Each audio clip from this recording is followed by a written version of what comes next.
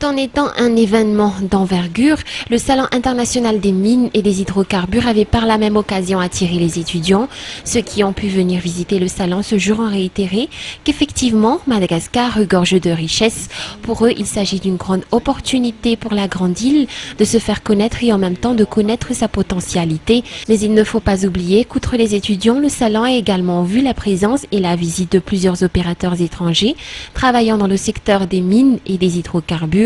Plusieurs nationalités ont été remarquées au centre de conférence internationale d'Ivat, des Chinois, des Sri Lankais, des Français, des Américains, des Allemands et des Britanniques. À travers ce salon, ils ont pu cibler les zones et les domaines qui les intéressent et auxquels ils pourront joindre dans leurs activités. Madagascar, en fait, c'est bien connu, hein. Il y a une énorme potentialité au niveau minier qui est largement inexploitée, hein, pour diverses raisons.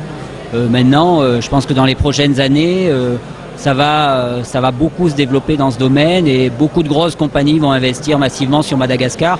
I'm from Tullow Oil and I think that this event has been an enormous success for the ministry. C'est très bien, très professionnel pour une première édition, donc j'espère qu'il y en aura d'autres.